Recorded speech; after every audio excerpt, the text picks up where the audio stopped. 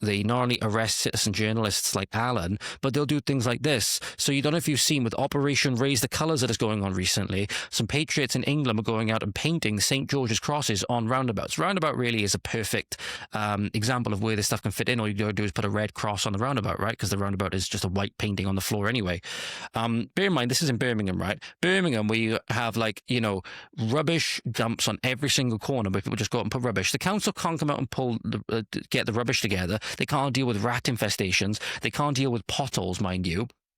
But the minute people come out and put either Union Jack or English flags on lampposts, perfectly fine if it's a pride flag, or if it's a Palestinian flag, or if it's a Pakistani flag, or an Indian flag, or any other flag that's not of this country, mind, or in this case, England, right? So you can't put the St. George's Cross on anything. You can put any other manner of foreign cross on it.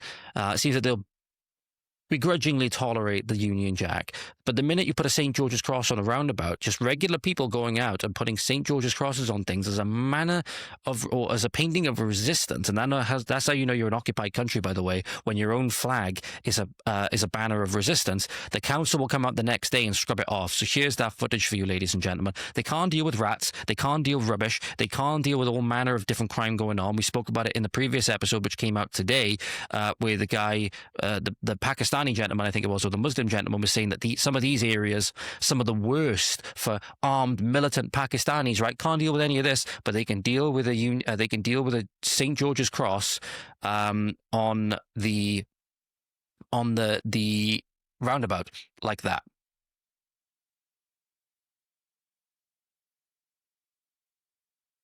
So you can just see.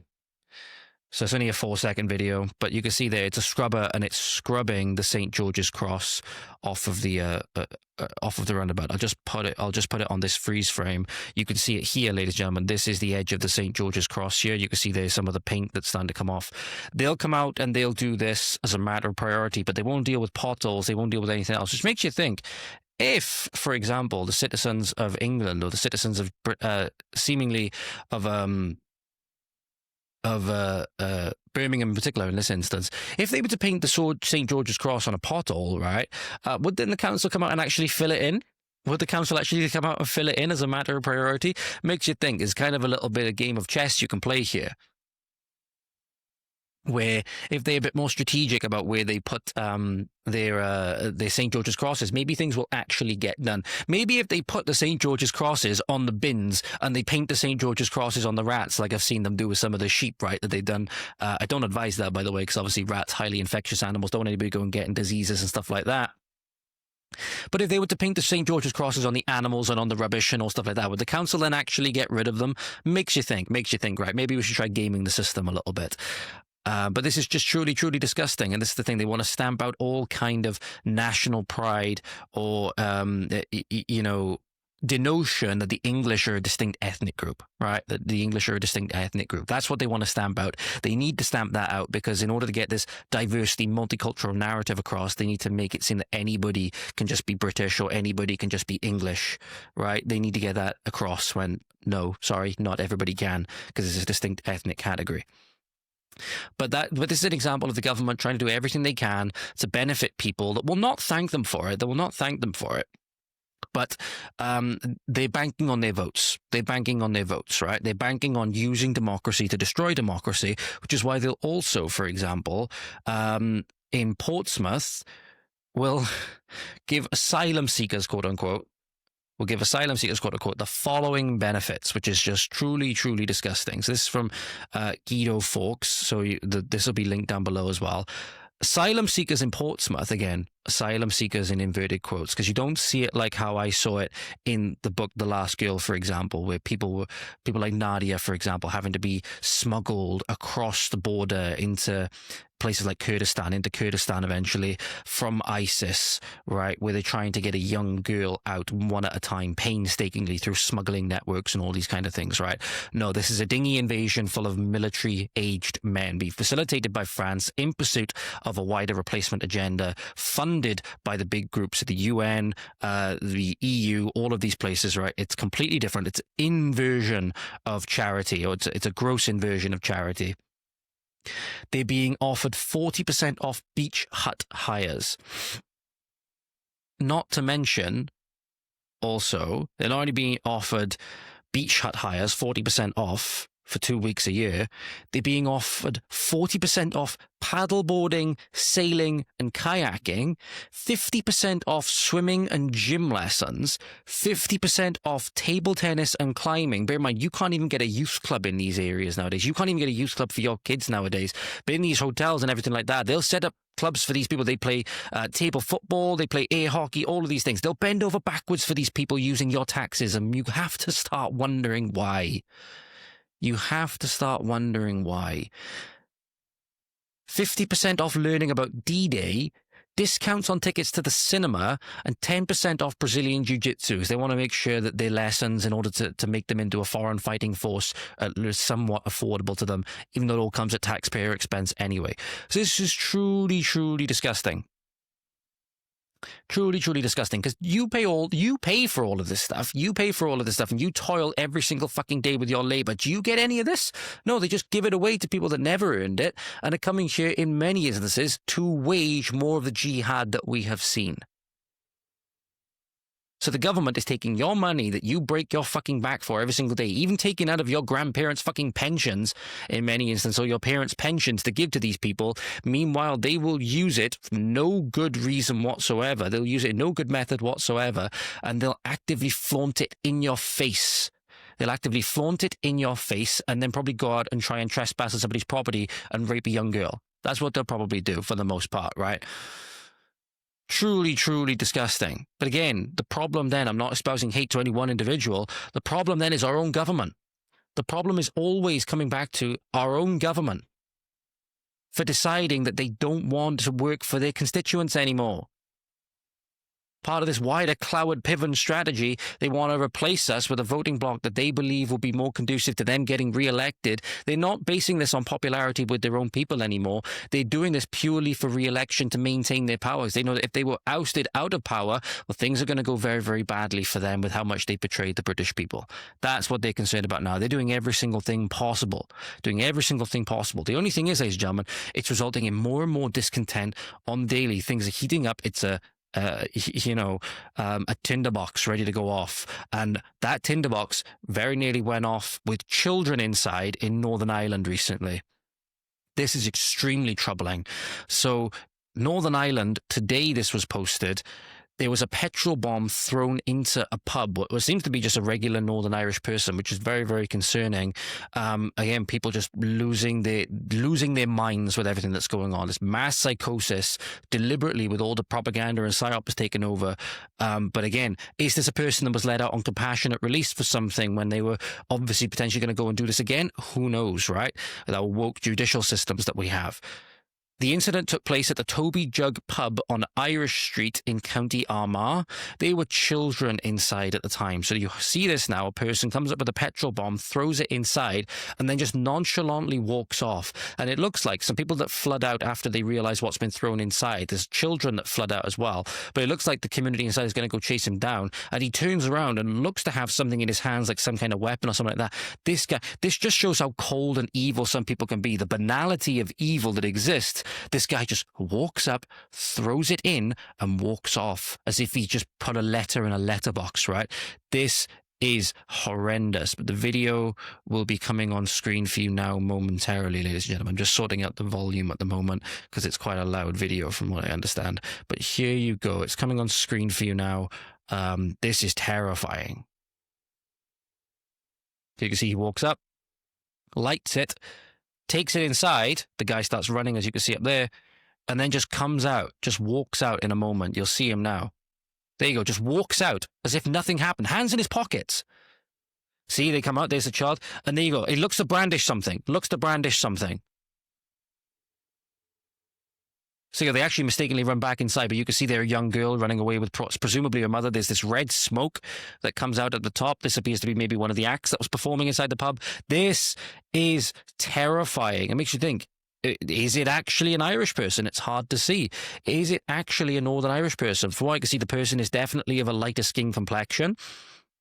It's not obvious that he's going to be, one of the numerous, dingy migrants that we see coming across. This could have been, for some reason, just a Northern Irish person that's just gone completely off the edge and has committed some kind of atrocity.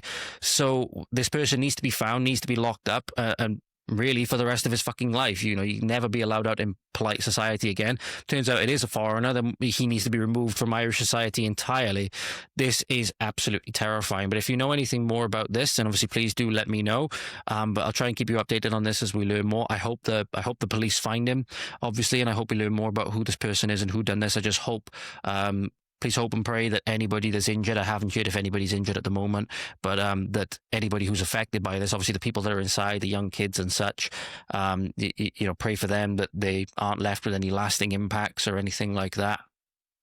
And pray that stuff like this doesn't happen in the future, right? This serves nobody. This serves absolutely nobody. Speaking of serving absolutely nobody and praying for the children, we can pray that, thank God, this lady's father was home, because this shows how committed some of these people, like I said, that are coming into this country that really have no business being in this country at all, at any point at all, will go to try and attack women. So I think I made a mistake of saying that this was a young girl before. It is a young girl, but it's a 17-year-old teenager. So again, young woman, let's say that. Migrant climbed 2 stories to get into a room to attack this young girl, or to attack this young lady. Luckily, her dad was there.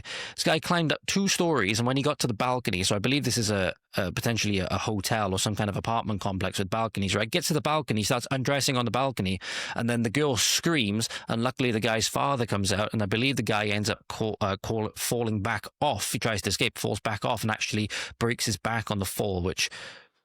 I'm not going to be crying any tears for this guy. Let's make no mistake about it. But he's a Moroccan national with a deportation order, mind you, climbed a building to rape this girl. Here's Remix News coming with the news report.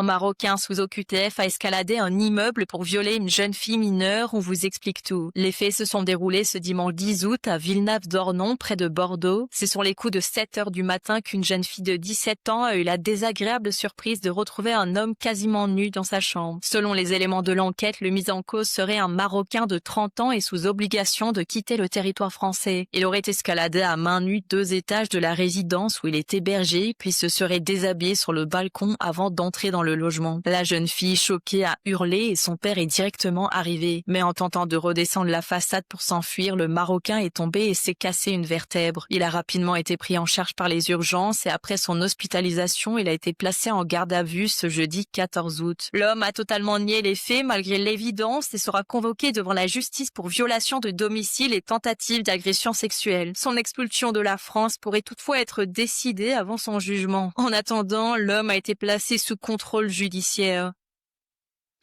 So, just recap that for you, ladies and gentlemen. Obviously, it was entirely in French. So, pardon me. A Moroccan national climbs up 2 stories, and he said he denied all wrongdoing. He tried to say that he denied all wrongdoing. Here's him on the side of this building. Again, this was shown in the actual, video itself, in the report itself. This is him on the side of the building doing exactly what they said that he was doing. So how he can deny all wrongdoing, I will absolutely never know. But again, if they feel that they can get away with it, they can. With the woke judiciary that we have nowadays, odds are you probably will get away with it. You probably get away with a slap on the wrist and something like that, and taxpayer-funded healthcare for his broken back. So he climbs up, starts undressing on the balcony to try and get at this 17-year-old lady, a 17-year-old girl. He tried to climb down the facade to escape, and he fell and broke a vertebra. And then obviously he's treated then presumably at French taxpayer expense, right? This is the kind of cultural enrichment that we've allowed to come in. And I hope that he is deported. First off, obviously, I hope that he is deported. But I hope the trial and hopefully the conviction does come before he is deported, purely because it'd be good for his fellow countrymen to know what he did when he goes back. Because, obviously, a lot of these places, they now, especially, crimes of this nature, more so towards young women in many instances, some of these countries, maybe not Morocco as far as I know, but especially like the UAE and stuff like that, they are far harsher on this kind of stuff than we are nowadays. they're far harsher on this kind of stuff.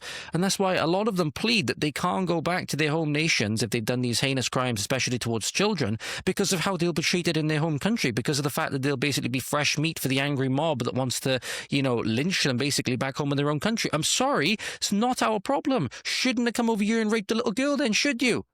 You should have thought about that before. If you knew that it was wrong, a lot of these people, you got to think, they're not even saying, I hate the excuse that a lot of these people give, which is that they say, I'm sorry, I didn't even know it was illegal. Well, I'm sorry, you didn't even know that it was wrong? You didn't even know that it was wrong? Doesn't matter if something's illegal necessarily, because something can be illegal and still be a good. Something can be illegal and still be a good, because something that's a matter of law is something that's been passed by humans, and humans can be wrong. So sometimes you can have laws prohibiting things like speech, and that law is a bad thing, because speech is a good thing, at least for the most part anyway. Was levied at somebody that's a threat, or if it a threat, or if it's harassment of some kind, or depending on what you say, the things you say might not be good, but the ability to speak is certainly good, because the ability to speak is the ability to think. So those things are good, and then when a government tries to inhibit those through laws, it's a very, very bad thing. That's why we have so much furore about free speech in Britain nowadays, because, I'm sorry, ladies and gentlemen, there must be something in this room, because the environment that I film these in is not the best. Let's just say that, probably not the healthiest. Just a couple of fruits to thank from socialism there, in my opinion. But, it's not the best, should we say. And there's problems in this room that need to be sorted out, namely with regards to the insulation and stuff like that. And I think that's why is when I'm recording these, I get a very, very itchy nose, right? And I get very, very irritated in my nose. I think it's because of that, right? So in case anybody wonders, I'm not doing this because, I'm on drugs or anything like that, or I'm on speed. I'm on a lot of caffeine today. I'm on a little bit of pre-workout. So maybe that has something to do with it. But very often in these podcasts, you'll see me, I'm constantly like rubbing my nose and stuff like that, because it gets so itchy. And I think it's just the environment in this room, but it's the only place I have to do this, right? And ultimately this has to be a success, because I basically have no other recourse now. I basically have no other recourse thanks to my political opinions.